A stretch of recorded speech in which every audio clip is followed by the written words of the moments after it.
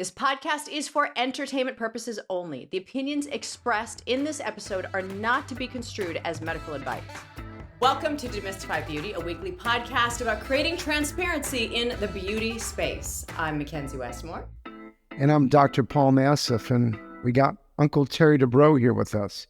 So wait a minute. Love it. You guys, wait a minute. What's this you were saying a minute ago? How do you guys know each other? I met McKenzie like 25 years ago. I came up with this product that was for acne. Genius. I wrote a book called The Acne Cure. It was a Oh, you best-selling told book. me about something like this. And it was a really great idea. It had frozen benzoyl peroxide. Oh, yeah. It addressed all of the key things that caused acne. And we did an infomercial together. The problem is we did it with these incredibly creative, incredibly dishonest guys whose infomercial that they did before they got in trouble for. So just as we did our infomercial, they never released it because the federal government went after the money guys. Dang. So it was this genius product, this cool infomercial. I mean, I loved that product. I lived by that product. And it was great. I remember hanging out with you. We did that cool infomercial in that home overlooking the ocean. It was so awesome. I can't believe 25 years later, here we are. Well, wait a I minute. know. Can't we do it again, but can't I be involved too? Can't the three of us do it? Here we go. The man whose fingers in everybody's pies. Yeah. Okay. By the way, I'd like look that. at you. Look at you, Paul. You have enough fingers in pies, okay? You need to lay off the pies for a while. Got some Come on, man, apple, lemon, Come on, I cherry. like acne. Let's, but I want to be involved. Come on, man. Take care By of the your way, brother. The infomercial we did was brilliant. McKenzie was amazing, but we Oh, never you're got sweet. to release it because they just, No. by the way, did you know they had, I'm sure you remember at the time, they had to pay back the federal government for a previous infomercial, like $125 million. It was like the highest amount that somebody ever had to my pay the God. federal government in what's called redress because they made so many false claims on their previous product. By the way, you know what their false claim was? What?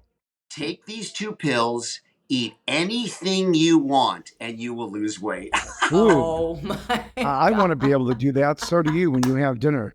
Speaking of that, where's dinner tonight? For me, Yeah, it's a catch steak. again, your favorite. I'm having catch steak tonight, and I don't know, are we having dinner tomorrow night? Well, we're supposed to. Yeah. So We're ask playing- Heather. You guys pick because I know you wanted us to see your new condo. By the way, is it me or do I look particularly muscular in this picture, this video right now? Go ahead. You can flex for Mackenzie. Yeah, go ahead, go ahead, flex for flex. You you. know what? I am looking. Oh, I'm kidding. I feel like I'm in the middle of Botched right now even. Don't worry, he'll start insulting me more. By the way, please don't insult me that much during this podcast. All right, well, let's get going. What I want to talk about with you is breast work. Yeah. And, you know, a lot of these patients don't still know, you know, difference with a lift versus reduction versus if you need an implant. You know, can you give us kind of like a breast work, you know, breast 101 kind of a little synopsis? Okay, so just very briefly, when it comes to breasts, there's sort of 3 or 4 fundamental problems that people have they complain of. Either their breasts are too small, or they're too big, or they're droopy or deflated. And deflated doesn't always mean droopy. It means you had kids, you breastfed, they deflated, but they don't necessarily droop. So you can get droopiness, you can get deflation without droopiness, deflation with droopiness. You can be too small, you can be too big. So that's pretty much it, okay? So as you all know, if you're too small and you're not droopy, you do a breast implant. And I'll talk to you about the pros and cons for a I moment. know You guys- that. Yeah. If you are droopy and you like your size, you can have a breast lift, but then you need external scars, right? If you're deflated and droopy, you consider implants for volume and a lift for fixing the droopiness.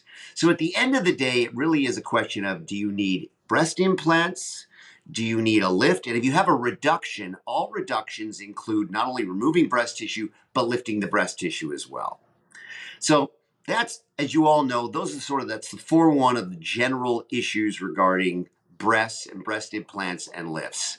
Regarding the question of breast implant illness, So there's this thing called BII, breast implant illness. Now, if you look online, you will see a lot of people in these support groups who say, and I believe them because I believe all patients pretty much. So breast implant illness, does it exist? So the binary questions regarding breast implant illness is, does it actually exist? In other words, is the silicone implant in your body actually getting into your system and giving you various diseases, meaning body aches, fevers, rashes, fatigue, all sorts of things that have been associated with breast implant illness? Does it exist? I think if you ask, and they're being honest, a group of plastic surgeons who are not trying to be politically correct. In other words, you're having a cocktail with a bunch of plastic surgeons who do breast surgery, and you say, does breast implant illness exist? They would probably go, nah. Do I think breast implant illness exists? I think yeah, I think you put a foreign body made out of a plastic polymer in somebody, and in a certain percentage of patients, it can wreak havoc on their immune system. So yeah, I mean, do you think long COVID exists? I mean, when I hear people are 2 years out from COVID and still have these whole things, I believe them. So I think it's very rare. I think the McKenzie, the main problem I have with breast implant illness is the following. If someone has a significant case of breast implant illness and they have a lot of symptoms that is commonly associated with breast implant illness, you would think if you take the breast implants out, it should fix the problem. The problem is, it doesn't tend to do that. Oh, No. wow. Really? Wow. See, that is fascinating because that's actually what first brought me to Dr. Nassif because of Matt Westmore. And I thought I had breast implant illness. I thought that's what was making me sick because I've had my implants for 26 years. And come to find out, it wasn't that. We discovered what the problem was. It was my face.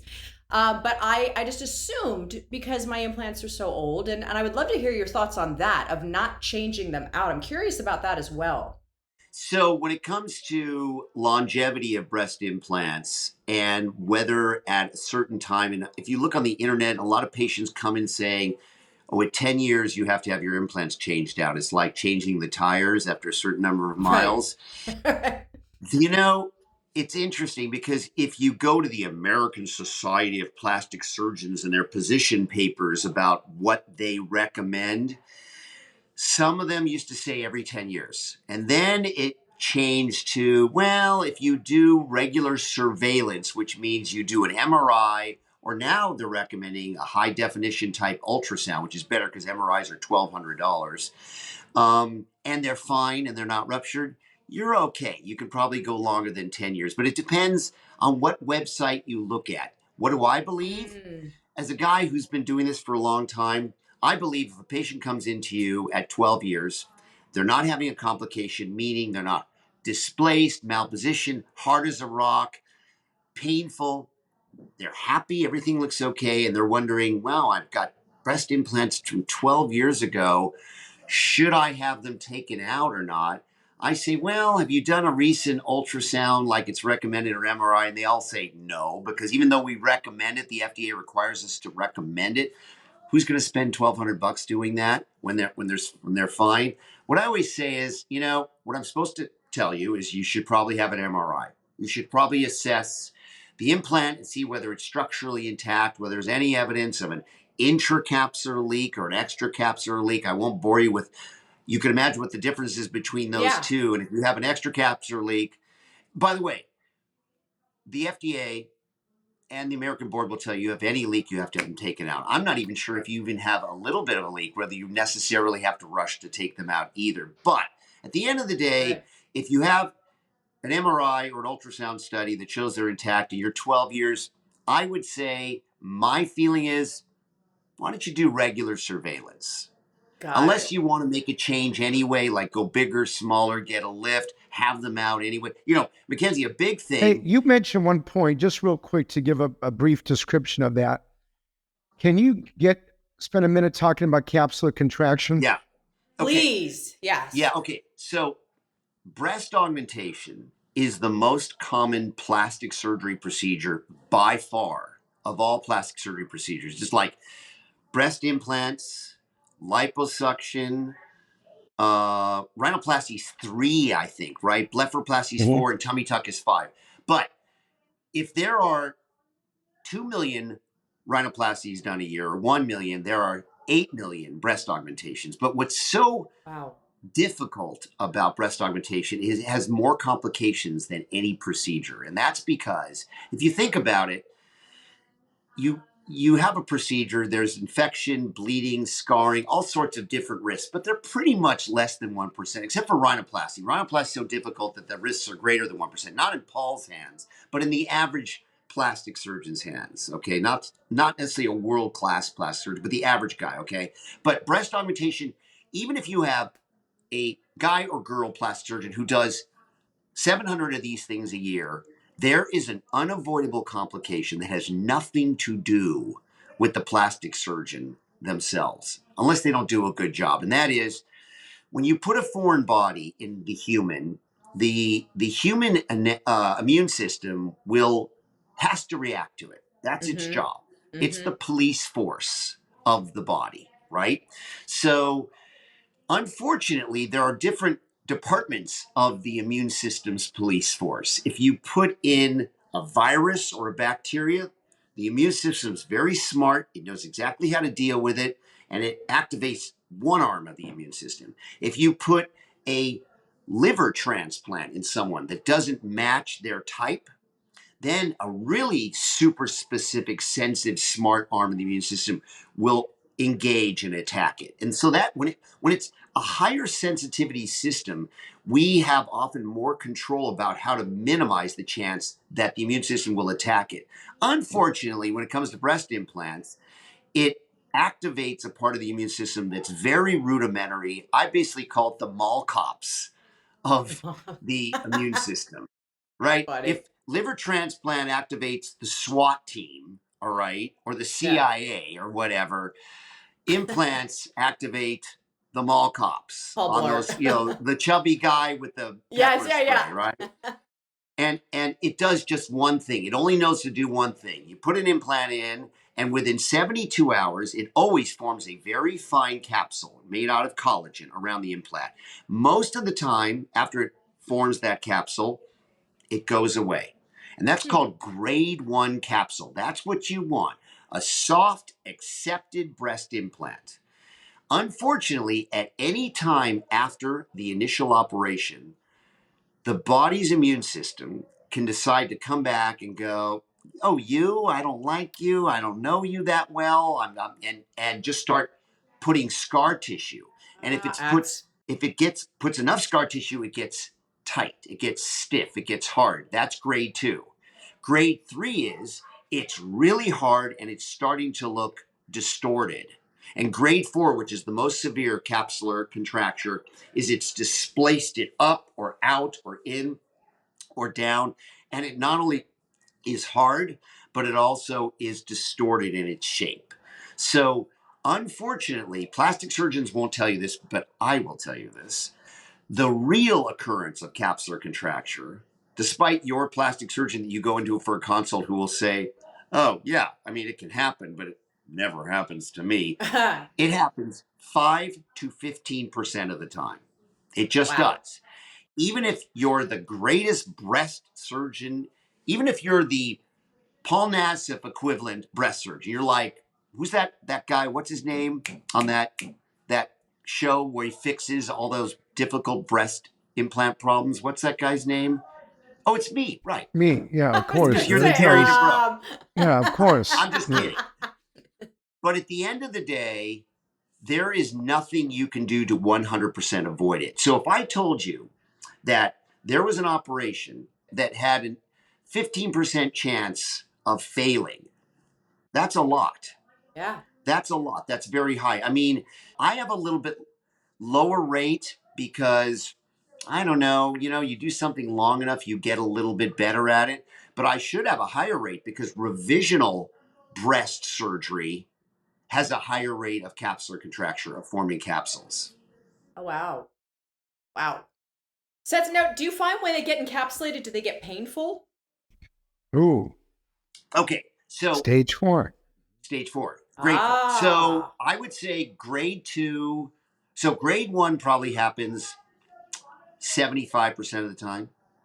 Grade 2 probably happens. I mean, when you have a complication, so when you have capsular contracture, of the 25% chance that you have it, of those 25%, sort of 70% will be grade 2, 20% will be grade 3, and 10% will be grade 4. So it happens. It happens not infrequently. And by the way, if you've ever given someone a hug and you feel like rocks, that's a Mm-hmm. grade 4. It's common. So what Oh, can you do to wow. minimize that? I mean, you can use a silicone implant placed under the muscle, done bloodlessly with absolutely minimal to no contamination, because two things that clearly will cause it is bleeding into the pocket, and you might not know you have bleeding into the pocket. If you have a breast augmentation done on you, you go home, and if it's really bruised, you should say to your doctor, are you sure this blood that's in the tissue is not also in the pocket? Oh. Because Paul knows, like I know, you do a facelift, right? And then one side is particularly really bruised, that may be a sign that underneath the skin, there's a Ah. collection of blood seeping into the tissue. Same goes for breasts. There may be a collection of blood in the pocket seeping into the tissue. And if that's the case, and your doctor goes, well, it's just bruising, don't worry about it. Yeah, that it's just bruising may be a small hematoma which may not completely absorb and will activate potentially the immune system to overreact to the foreign body. Instead of laying down a grade 1 thin capsule, it just goes berserk and it lays down a grade 2 and 3. And that's when you see early encapsulation. But I want to tell everyone who's seeing this, just because you encapsulate early doesn't mean your surgeon did anything wrong. It can happen to the best of us. I had a case last year, this year, I did her breast implants. She encapsulated early. Now, so the next question you might want to ask me is, well, if it starts to encapsulate, is there something you can do to stop it or reverse it, right? Okay. Mm-hmm. So this is very important. This is why don't blow off your doctor's appointments when you've had any cosmetic surgery or any surgery for that matter. But when you have breast implant surgery, the doctor might want to see you 2 weeks out. Even though it looks great, if it's really bruised and he's concerned or she's concerned that there's fluid in the pocket, you want to get that out of there. Because if it's undrained and it starts to cause encapsulation, okay, you caught it early. Even if you do an ultrasound and you see there's no fluid in there, if it's starting to tighten up early, this is what we do. Most doctors use a smooth muscle relaxant that is an asthma drug called Singular. Okay. It's weak. It doesn't work very well. The better one is called Accolade. Accolade is a pill.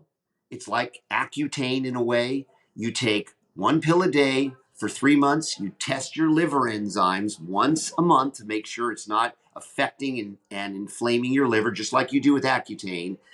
And that's been shown, Accolade, to have a significant positive effect on developing capsular contracture. I use it like crazy. Having said that, and then I'll end and we can talk some more. But having said that, if your viewers go online and look up Accolade, they may find that there was a warning put out by the American Society of Plastic Surgeons to Ah. stop using it. Well, I still use it.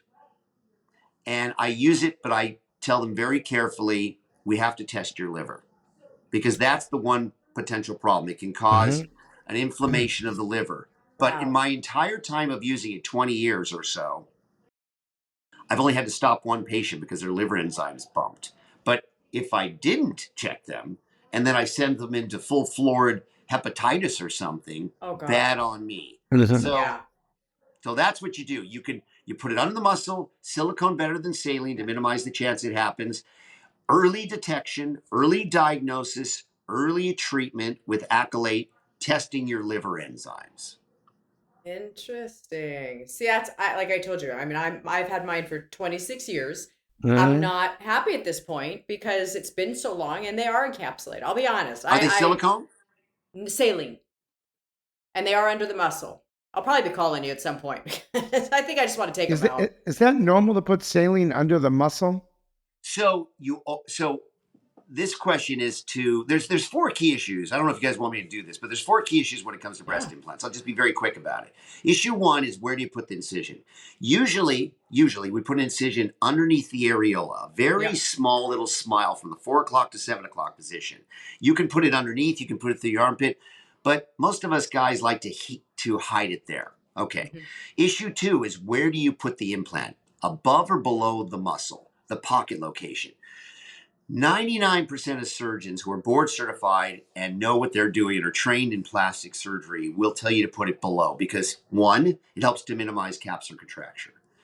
Two, it looks better. It makes a better transition from the chest wall. If you put it on top, you have a higher rate of capsular contracture, and you sometimes go from chest wall to boom, implant all of a sudden. In other words, that more artificial look. And you don't get that natural transition. Right. You get that when you put it on the muscle. So most of us prefer it under the muscle. And if you've had capsular contracture and you're on top of the muscle, you need to be put under the muscle.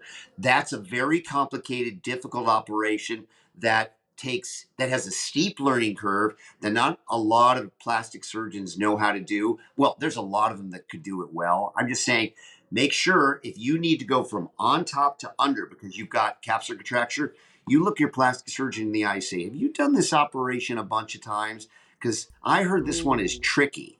Because it's tricky to go from on top to under, because suddenly you're going from a rounded breast that was made rounded by the implant to lifting the muscle up, which is now flat, which is hard to get it under there and looking good. Anyway, that's what you do.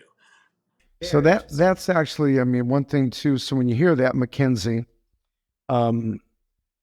hopefully when we see these patients that come in on Botched, that have had all these breast implants issues, but most of the times too, you'll see the patients that want to go bigger and bigger and bigger. That he does. Tell them quickly about when you see these patients that want to go huge. Yeah. Okay, so that's a very important point, because a patient will often come in big and they're encapsulated, right? They're hard as a rock. And you say, okay, we'll take the scar tissue out and put new implants in. They always go, or often go, well, let's go bigger. Well, just logically speaking, because we've got to remember something about plastic surgery. It's science and it's art. It's a very soft science. So what I mean by that is, if you don't hit the orbit just right with a rocket, it's going to skid out and burn up.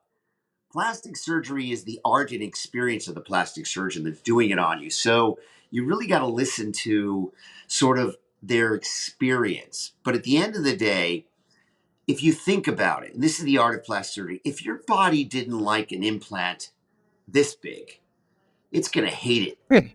This big. So does that really make any sense to go? I mean, that's common sense to me. And by the way, common sense, it doesn't always apply to the human body, but it often does. Like if someone says, you're sick, you've got a fever, right? You're fatigued. Should you go exercise? Exactly. No. Probably not. If you're sniffling and you feel okay. Yeah. It's like, but so for me, if you've got capsular contracture and it's happened a couple of times, we're not going bigger. In fact, we're going smaller, because I believe that part of the reasons people get capsular contracture is the body just goes, hey, F you. I don't like this implant. So it's rebelling. So if by rebelling, I sort of visualize it's putting a lot of pressure on the tissue. Remember, your tissue is you. Your tissue is a living, breathing organism. So if you insult the tissue, it fights back, right? I mean, how do we fight off infections? You know what we do? We attack. Mm-hmm. We attack and we make pus. I mean, we make the pus. The bacteria is not making the pus. Our white blood cells are making a very inhospitable environment for the bacteria. And pus is like, that's body going, let's go, get out of my body. It's trying to make it into liquid to push it out so you can, and we're just helping it as clinicians. So, if you're putting a lot of pressure on the tissue and the tissue's rebelling by placing intense scar tissue, I don't know, next time maybe put a little smaller implant in to take Wow. off the pressure. Makes sense, right? It makes complete sense. And I've got a question. Maybe this is a stupid question. I don't know. But is it possible if somebody doesn't want to do an implant, can they do a fat transfer into the breast area? So Good we one. get, yeah. So, okay. Okay. This is a very good question because I will tell you, plastic surgery, and by the way, I'm trying to do a show about the history of plastic surgery because it's such a crazy field when you think about it. You think about plastic surgery is a field where we do literal experimentation on human beings for vanity. God, I yeah. mean, what doctor who went to med school and did a residency and was a smart couple of guys decided in their garage to put some silicone in a baggie and make an incision and like who said that was okay? I mean, where are the animal experiments for 15 years to at least show? And by the way, I wouldn't want to do that either because I'm a big animal person, so I don't buy that either. But I mean, and so if you think about it, taking fat from one part of the body and putting another part of the body, well, is that going to work or is the fat going to die? Is the fat going to take? Or is it going to dissipate? So non-plastic surgeons, when I first went into practice, were doing a thing called the Bambi, breast augmentation by fat injection or something. They called it like that, the Bambi, okay? And dermatologists were doing it. And it was like, and the American Society of Plastic Surgeons said, that's criminal. There's been no test to show that works. Those could get into blood vessels and go to the lungs and kill people. And then all of a sudden, it started to become a popular procedure. So the American Society of Plastic Surgeons says, well, maybe we should start doing that. And then they started doing it. So it went from experimentation that the American Society of Plastic Surgeons said that was terrible that they're doing to like, they started doing it because they were like missing the boat. Then it evolved into taking fat and putting it in the buttock. And then you have the Kardashian effect, where now everybody wants a larger buttock because you can do it by taking liposuction fat and putting the buttock. But then that operation turns out to be the most fatal operation on the planet because it can get into those short little blood vessels in the buttock and go to the lungs and kill you. And so to answer your question, apart from human experimentation, we have learned a lot. Like, I think the safest fat transfer is the kind of fat transfer that Paul does. And the most effective. Paul has a way of taking the fat in very, very fine particles and processes it in such a way and injects it in such a way as to get it to lay down in a bed of vascular tissue, typically in the face, that has a very high chance of taking and has a very low chance of getting into blood vessels that will cause a big problem. But even when Paul does it, he warns the patient, hey, I may inject this nano fat, this little small amount of fat, and it could get into your orbital vein or artery, the ophthalmic artery vein, and cause blindness. He warns you of that. That's never happened to him, but it happens not infrequently to other people. So to answer your question, finally, I'm not a fan of it in anywhere except the face. I'm certainly not a fan of it in the buttock. It's very popular. It's the fastest growing procedure, but I don't like it because no operation is worth suddenly you can die for. Yeah. And in the breast, what happens if it dies, and I see this all the time, and it forms calcified cysts or fat necrosis that calcifies. Then on a mammogram, you know what a calcification can mean to a mammographer, to a radio X-ray radiologist. Thank you. Cancer.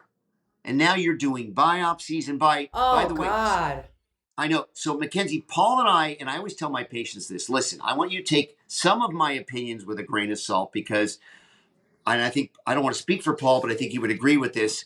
We see disasters. Yeah. So we have a very biased view of certain new procedures because, for example, there's a procedure that I think Paul does or knows people do called the J plasma thing. You know that thing, Paul? Yeah. You put the J plasma. Yeah, I still do it. Okay. go to Paul for it. Go to a guy with, a lot of gray hair or no hair, or a guy or girl who does it all the time, because this is a potentially disastrous, crazy procedure. So it's a newish procedure. It works in the right hands, but Renuvion, J-plasma, in my opinion, is a scary procedure in the wrong hands. And that means anybody who hasn't done it a lot, because it can really cause a lot of problems. So I know I'm rambling, and, I'm fascinated with the history of plastic surgery. I could talk all day about how plastic surgery started and how, arms were used to... I'm right there with you. I'm very fascinated because I did hear a story of a family member going way, way back that was one of the first implant surgeries when it was first being done, and apparently wax was used. By the way, I'll tell you why wax was used, because in 1917, one of the first cosmetic procedures done that used foreign body, they decided to use paraffin wax as a filler. This is World War I sort of era, and by the way, giant part of plastic surgery was born out of World War I and World War II. And then when World War II was over and there were a gazillion plastic surgeons around and no more wars, they started to go, well, we're like, what do we have left to do? They started cosmetic surgery. Wow. Because they need to feed their families. But anyway, paraffin wax was put in a face, but they didn't really realize, well, paraffin wax at 98.6, that melts. And that's the story that I was told, that during summer months, it was a different, and then winter months, it was a whole other set. McKenzie, let me tell you something. Paul and I saw one of the most fascinating patients on 3 or 4 seasons ago on Botched, where there was a way to do a breast augmentation by putting these strings inside a breast pocket. Strings that were so irritated by the tissues were so irritated by these strings that it would cause a seepage of the body's own fluid. Sounds safe, right? The problem is, so you put these strings in, the body slowly leaks, and you get your own physiologic fluid in the pocket. Well, wow, that sounds like a safe way to breast augment someone. The problem is, what stops it? And then we had a patient who had these huge breasts from strings only for years and years. And she would say, well, when I go to like a Thanksgiving dinner and have a high salt meal or like a sushi meal, like literally at the table, they're in front of everybody's eyes. They're getting bigger. And when Paul and I saw this patient, she had strings. Remember that one, Paul? Strings in for years. And they were like out to here.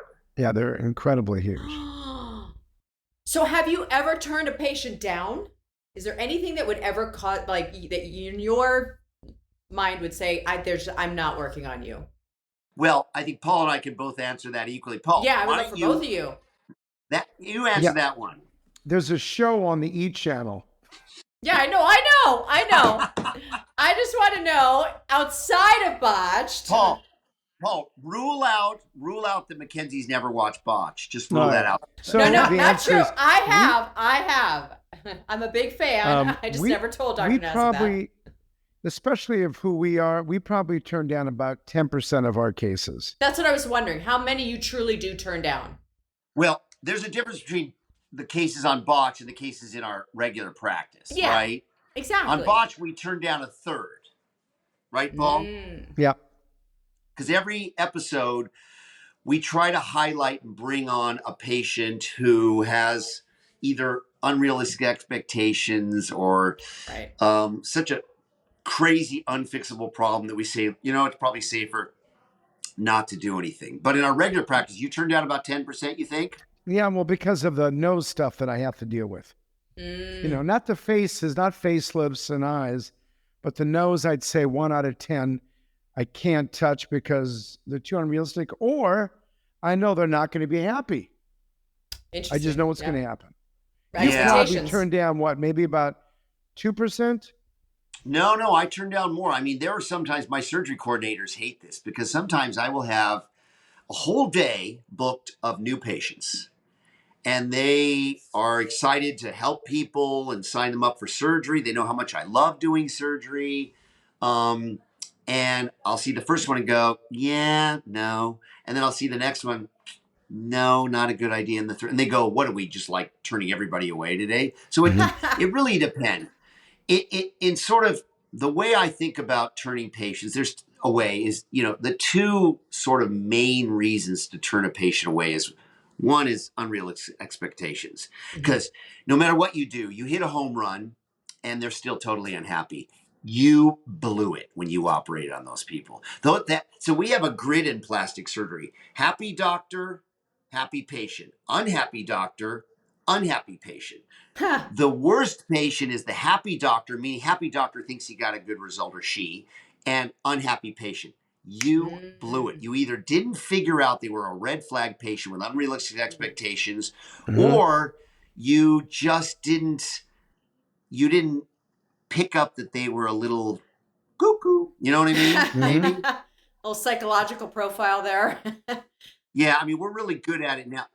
By the way, on Botched the other day, on the actual show, Paul had a patient come on who was scheduled to have surgery. I mean, she was on the books. They spent the network spends a fortune flying these people in, putting them up, feeding their significant other, blah, blah, blah. And he's seeing her on camera. And on camera, we spend a lot of time with these people.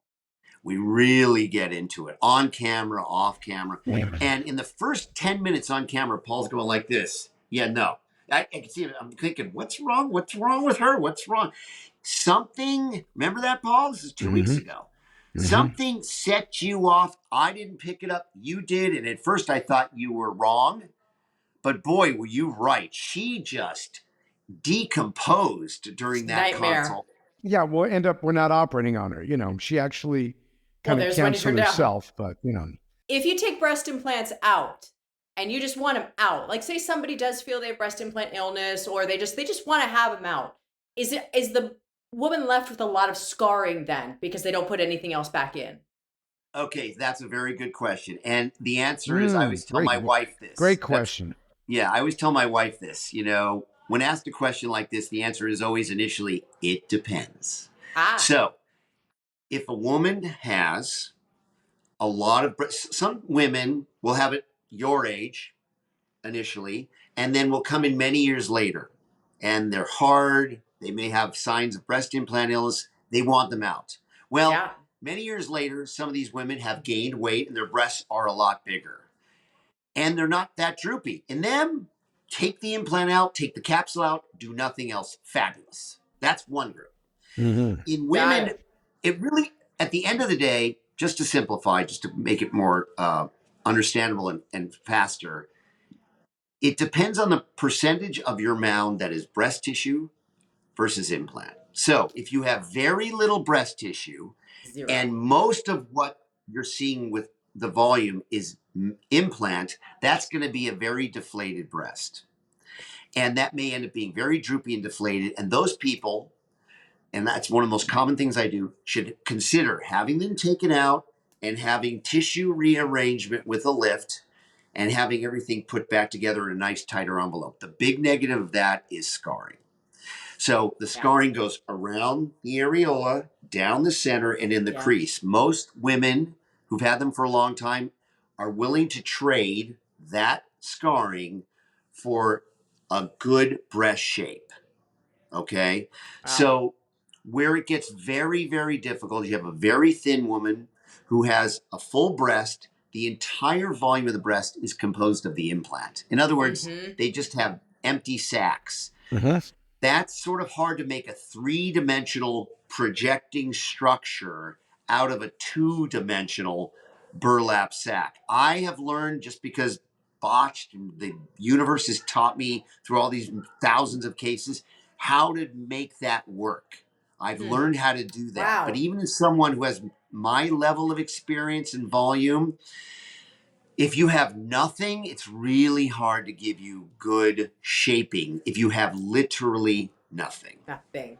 And that's exactly what I was just straight skin. What's the other question you're going to ask me? Well, here we go. You want to just get them out? Let's ask him then. Yeah, we can rapid fire. What is it like working as a surgeon in the public In eye? the public eye.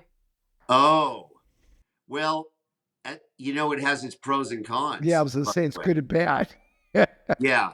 I mean, careful what you wish. I mean, any plastic surgeon wish they got as lucky as Paul and I did. But you're subjected to a lot more scrutiny, and a patient can threaten to sue you, and Ugh. it's not the lawsuit you're afraid of, it's the threat, because they'll go online, not go online.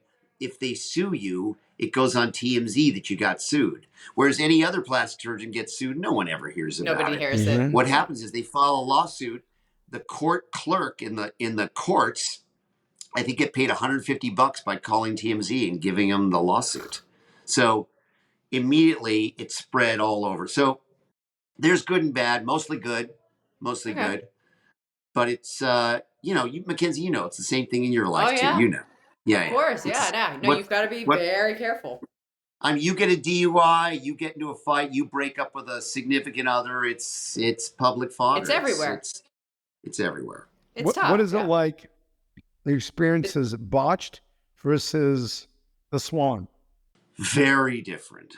The Swan was an experimental television show that was very popular for 2 years and didn't have the greatest message. It was like, you aren't good enough, so you should have a full facial and body transformation so that you can be good enough and be complete. Whereas Botched that is, show.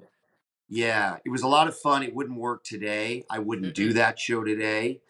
But Botched is the single greatest thing I've ever been involved with. It's the thing I'm most proud of. I want it to be my legacy, because we don't get on Botched look how good we are. We warn people. We use our education, training, experience, our vast experience to help people. And sometimes they don't have as good a result as we'd like, and we are honest about it. So Botched has a really beautiful message about, if you're going to do it, be informed, know the risks, make sure your surgeon's good, make sure you're a good candidate, make sure you do it for the right reasons. Swan was like, you're not good enough. Oh God. I remember that show so well. It was a tough one. That brings me to, what is your most memorable surgery? My most memorable surgery is, we had a woman, much like Paul has this season, but even maybe to a greater degree. But we had a woman, I think second or third season. We saw her in the second season, and she went to one of those pumping parties, had literal concrete injected into her face, which is like caulking material from like a Home Depot, and it caused these severe inflammatory, what are called granulomatous reactions, and she literally walked around like the Elephant Man. And she went to dozens of surgeons, dozens of dermatologists, and there was nothing they wanted to do, or they thought it was too dangerous. We thought about it. We turned her down. We said, it's just too dangerous. We brought her on just to show people don't do this. But then by the time the next year rolled around, we sort of thought about it, and I thought there was a way actually to do it. And we figured out a way to do it, and it worked. And so that was a really important case, because it taught me a lot about how to deal with foreign bodies in the face and the body. And it really taught me some new principles that are not available in any textbooks. And so that, I don't know what, is your case with the one with you found the subarachnoid, those things? I don't know. I think what you did this season, to me, is a bigger deal. Well, yeah. Again, this is something we can't talk about now, but the healing process, it's going to be still interesting. But yeah, Really? mine was a lady, just to give you 2 seconds. And we had a lady who got into a moped accident in Italy, hit her face, nose, and she had very good reconstruction, but I ended up redoing it. But we were doing it, she complained of a symptom that got me worried. So we got a CT scan of her brain and her face, and she ended up having a very big aneurysm, which is, one of the blood vessels around the brain, where if it pops, and I had a few relatives, by the way, die from this. They just didn't wake up. Young relatives. My first cousin, David, in Boston. And we caught it. They fixed it back east in Boston through a Harvard-trained vascular surgeon. Saved her life. We ended up going and doing her surgery on Botched. And then her daughter had autism, and she never did stuff with her daughter because she was afraid, didn't like going outside. She couldn't stand the way her nose looked. And it held her life and held the relationship. And this fixed her and a relationship with her daughter, saved her life. And then just recently, we don't know why, this is a horrible ending, we found out that she passed away recently. Don't know why or how. You didn't know that, Terry? I know that. Yeah, but she by the died. way, that was a long time ago that you discovered that. But that was 5-6 featured in years Nightline. ago. You can actually Google it. It was on an episode of Nightline. Remember that, I didn't Paul? even know that. No, I forgot. Oh, that's right. That was. But Wow. speaking of, you mentioned this earlier, but what would you tell everyone if they're going to go and have plastic surgery?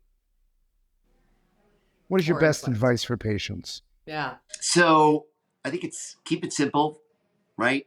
The most complicated things are best looked at through a more sort of reasonable, simple approach in many ways. And that is make sure you really want to have this thing done. I mean, you have a bump on your nose, great. If you have small breasts, great. If you have a little bit of excess fat on your body, really, maybe just work out a little harder. If your breasts were great and now they're just really good, maybe don't do it because these things have risks. But identify a physician who you've heard a lot about, okay? Not based on necessarily their reviews or what one or two people have told you about, but take your time, okay? Because nobody needs to wake up and have emergency plastic surgery, okay? So get a feel for 2 or 3 doctors, go meet them. Most of the time, I think Paul would agree with this, patients who had a bad feeling knew. Patients who had a problem had a bad feeling a lot of times about the doctor or the situation and their gut. Listen to your gut. Mm-hmm. But objectively, make sure they're certified by the American Board of Facial Plastic Surgery or the American Board of Plastic Surgery. That's it. Okay? Don't go to someone who's not board certified because that means either they're not trained in plastic surgery or they're trained in it but couldn't pass the tests. That's like last in your class kind of thing, okay? So we used to have a joke. What do you call the person who was last in their class in medical school? What? Doctor. Just because they're called doctor doesn't mean they're really good, all right? Oh. So last in their class means they're not passing the stringent exams to show competency. And by the way, even if they're board certified, doesn't necessarily mean they're okay. But at least they're trained, they got it together enough to pass these tests. And then finally, I will say, Paul, you can add, make sure they're allowed to do those procedures in the hospital. Because the hospital has a very aggressive, thorough, conservative vetting process.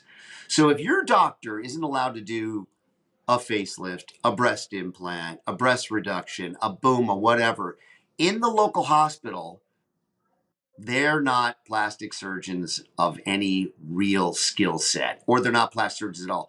I defend a lot of doctors, okay?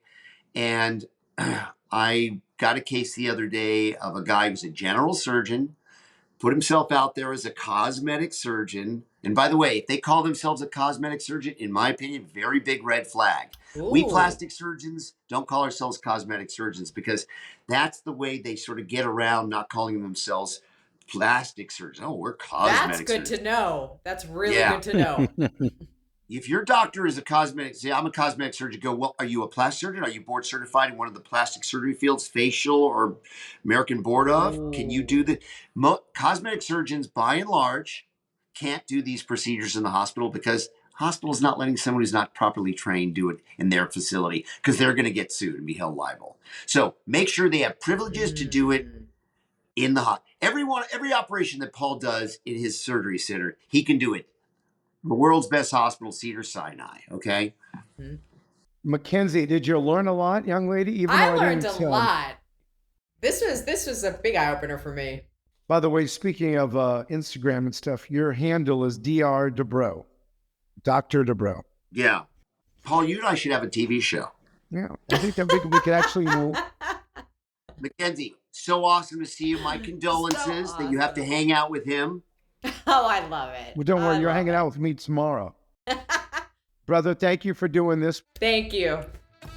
Thank you for listening to Demystify Beauty, produced by Gotham Production Studios. If you have any questions for future episodes, please don't hesitate to reach out to us on Instagram at Demystify Beauty, DEMYSTIFY Beauty, or email us at demystifybeauty@gmail.com. Please don't forget to subscribe, rate, and review the show. See you next time.